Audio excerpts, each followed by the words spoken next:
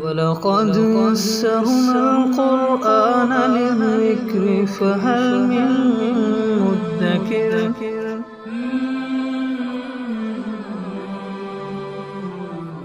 سورۃ البقرہ آیت نمبر 21۔ اعوذ باللہ من الشیطان الرجیم، بسم اللہ الرحمن الرحیم۔ یا ایھا الناس اعبدوا ربکم الذی خلقکم والذین من قبلکم لعلکم تتقون الذی جعل لکم الارض فراشا والسماء بناء وأنزل من السماء ماء فأخرج به من الثمرات رزقا لكم فلا تجعلوا لله أندادا وأنتم تعلمون۔ سابقہ جو 20 آیات تھیں ان کے اندر انسانوں کے 3 طبقات کا بیان ہوا، مکے کافر، منافقین اور مؤمنین۔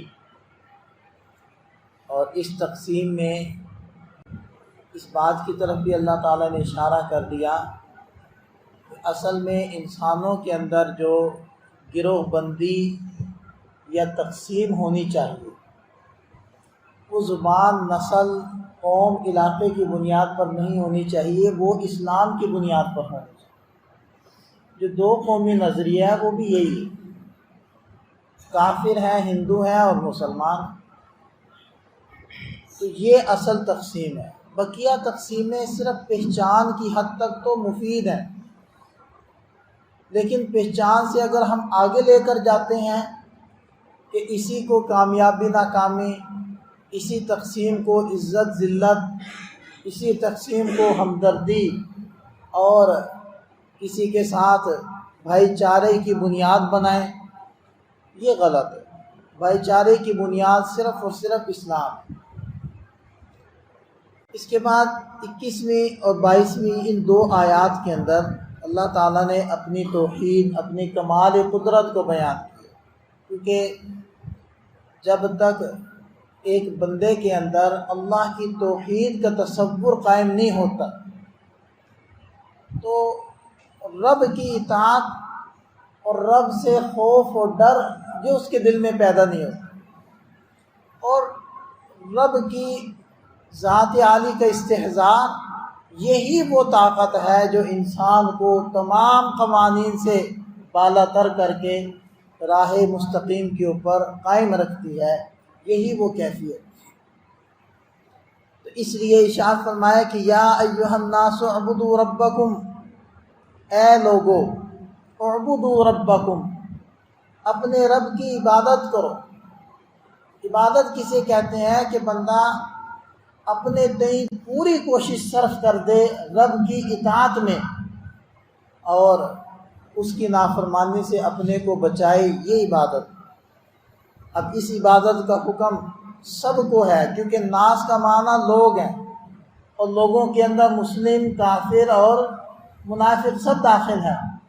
تو کافروں کو بھی خطاب ہو رہا ہے کہ تم ایمان لاؤ اور رب کی عبادت کرو، منافقین کو بھی خطاب ہے کہ تم نفاق چھوڑو، پکے سچے مومن بنو، اور ایمان والوں کو بھی خطاب ہے کہ اگر نافرمانی چھوڑنے میں کبھی کبھی نافرمانی ہو جاتی ہے، گناہ ہو جاتا ہے، اس میں سستی ہو رہی ہے تو اس کو چھوڑو، اعبدوا ربکم، رب کی عبادت کرو۔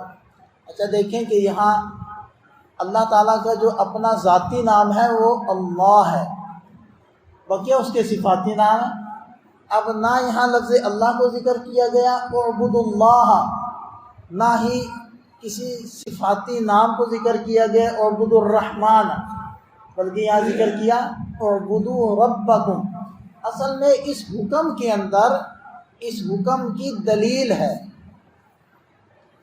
کلام ہے نا رب کا، اور جیسے مقولہ مشہور ہے کلام الملوک ملوک الکلام، کہ بادشاہوں کی باتیں باتوں کی بادشاہ ہوتی، تو اللہ تو بادشاہوں کا بادشاہ، تو اس کی بات تو پھر بادشاہوں کی باتوں کی بھی بادشاہ ہے، تو اس کے کلام، یہ جو اللہ تعالیٰ فرمائے اعبدوا ربکم، اس کے اندر اس حکم کی دلیل ہے کہ عبادت کرو۔ کیوں عبادت کرو؟ کیونکہ وہ تمہارا رب ہے۔ ایک قطرے آب سے تمہیں اس نے بنانا شروع کیا، اور پھر کیسا جیتا جاگتا سمیع و بصیر ایک انسان بنا دیا، جو سوچ سمجھ کے اندر کسی بھی مخلوق، جتنی بھی اللہ تعالیٰ نے مخلوقات پیدا کی، جان میں طاقت میں زیادہ ہیں، لیکن یہ انسان ان پر بھی قابو پا لیتا ہے صرف اپنی اس فہم اور سمجھ کی وجہ سے جو اللہ تعالیٰ نے اس کو عطا کرا۔ تو وہ رب ہے انسان تیرا، جو تمہیں چھوٹے سے بچپنے سے تمہیں لے کر چلتا ہے، پھر تمہارے جسم میں ساری قوتیں پیدا کرتا ہے، پھر تمہیں علوم سکھاتا ہے، پھر تمہیں رشتہ داریاں دیتا ہے، پھر تمہیں اسباب دیتا ہے، سارا کچھ وہ دیتا ہے۔ وہ رب ہے، اس لیے اس کی عبادت کرو۔ اچھا، وہ رب سب کا ہے، مسلمانوں کا بھی ہے، کافروں کا بھی ہے، منافقین کا بھی ہے، سب کا رب ہے۔ اس لیے یا ایھا الناس خطاب کر کے سب کو مخاطب بنا کر کہا کہ اے لوگو، کس کی عبادت کرو؟ اللہ نہیں، اپنے رب کی۔ وہ اللہ تو ہے ہی ہے، وہ تمہارا رب بھی ہے۔ اس پہلو کو ہی دیکھو، الذی خلقکم، جس نے تمہیں پیدا کی۔ اب یہ وہ نعمت ہے کہ جو انسان کی اپنی ذات کے ساتھ جس کا تعلق، جس نے تمہیں پیدا کی۔ اب پیدا کے جو مراحل ہیں پیدائش کے، وہ ہم سب اچھے سے جانتے ہیں۔ والذین من قبلکم، تم سے پہلوں کو بھی پیدا کیا، ہمارے باپ دادا ان کو بھی پیدا کیا، لیکن یہ نہیں فرمایا کہ والذین من بعدکم، تمہارے بعد والوں کو بھی اس نے پیدا کیا۔ اصل میں اس میں اشارہ ہے کہ تمہارے بعد کوئی الگ سے نئی امت نہیں آنے لگی، پہلے امتیں ہوئی ہیں، بعد میں نہیں آنے لگی۔ اگر بعد میں لوگ ہوں گے تمہارے بعد تو وہ تم ہی جیسے ہوں گے، یعنی اسی امت میں سے ہوں گے۔ اس میں بھی ختم نبوت کی دلیل، لعلکم تتقون، تاکہ تمہارے اندر تقوی پیدا ہو، پرہیزگاری پیدا ہو، رب سے خوف اور رب کا دھیان پیدا ہو۔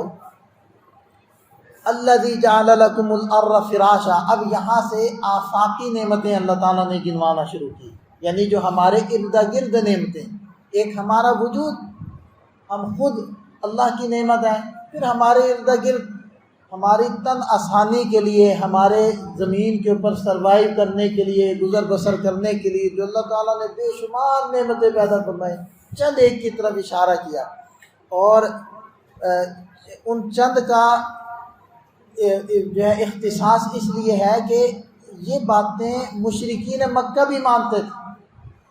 تو فرمایا کہ الذی جعل لکم الارض فراشا، جس نے تمہارے لیے زمین کو بچھونا بنایا ہے، بچھونے کی طرح سیدھی ہے، لیکن اس سے یہ لازم نہیں آتا کہ زمین گول نہیں، گول ہو اور اس کا اتنا بڑا جسم ہو کہ وہ دیکھنے میں ایسے سیدھی سطح مستوا نظر آئے، تو اس میں کچھ بود نہیں ہے۔ ویسے بھی قرآن کریم چیزوں کی حقیقتوں کو نہیں بیان کرتا، اس کی ظاہری شکل کو بیان کرتا ہے، تو اس لیے یہ کسی کے ذہن میں نہیں جا سکتا۔ عام طور پر لوگ نا اس قسم کی مباحث چھیڑ لیتے ہیں کہ جی قرآن تو کہتا ہے کہ سورج والشمس تجری لمستقر لها، سورج اپنے مستقر کی طرف چلتا ہے، سائنس کہتی ہے نہیں سورج نہیں چلتا، زمین گھومتی ہے، تو یہ تو قرآن کے خلاف نہیں ہو گیا، کہ قرآن سائنس کے خلاف نہیں ہو گیا۔ بھائی قرآن سائنس کے خلاف نہیں ہے، قرآن جو بات سمجھا رہا ہے وہ ٹھیک ہے، سائنس جو بات کہہ رہی ہے وہ اپنی جگہ ٹھیک ہے، دونوں اپنی اپنی جگہ ٹھیک ہے، کوئی ٹکراؤ نہیں ہے، کیونکہ قرآن مشاہدے کو بیان کرتا ہے۔ اس دور میں جب فلکیات نہیں تھی، علم حیت نہیں تھا، اسٹرونومی نہیں تھی، اس زمانے میں اللہ تعالیٰ ان حقیقتوں کو بیان کرتے تو ان لوگوں کو کہاں سمجھ میں آنی تھی؟ بظاہر تو سورج چلتا دکھائی دیتا ہے نا، بس قرآن نے مشاہدے کو بیان کر دیا، اس بحث کو نہیں چھیڑا۔ اسی وجہ سے جب اہل مکہ نے سوال کیا تھا یسألونک عن الأہلہ، یہ چاند باریک کیوں ہو جاتا ہے اور موٹا کیوں ہو جاتا ہے، تو قرآن نے اس کا جواب نہیں دیا، اور جواب کیا دیا؟ قل ہی مواقیت للناس والحج، آپ ان سے کہیے کہ اس کے ذریعے سے تم مہینے کا ابتدا انتہا سمجھ سکتے ہو، مہینوں کا حساب لگا سکتے ہو، حج کے مہینے کو سمجھ سکتے ہو، اور اپنے بہت سارے کاموں کو اس کے ساتھ متعین کر سکتے ہو کہ جب چاند پورا ہو جائے گا پھر میں ایسا کروں گا، جب چاند اتر جائے گا پھر میں ایسا کروں گا۔ یہ اس کا مقصد ہے۔ اب سوال کچھ اور تھا، جواب کچھ اور دیا، کیوں؟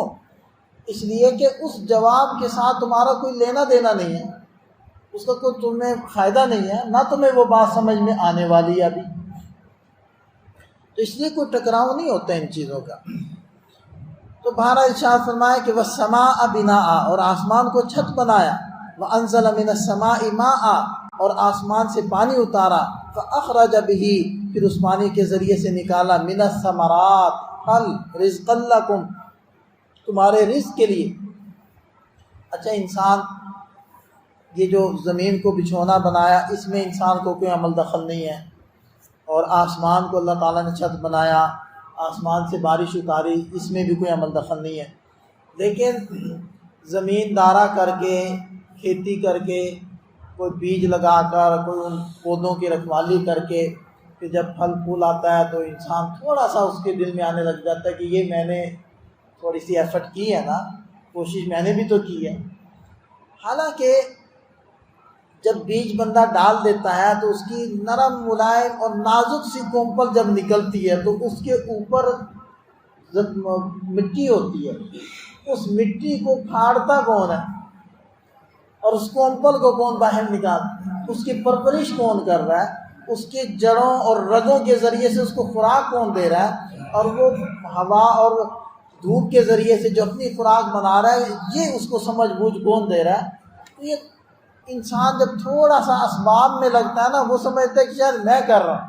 اب بہت سارے لوگ سمجھتے ہیں کہ بچوں کو روزی میں لا کے دے رہا ہوں، میں پال رہا ہوں، حالانکہ یہ تو ایک ظاہری ایک چھوٹا سا سبب ہے۔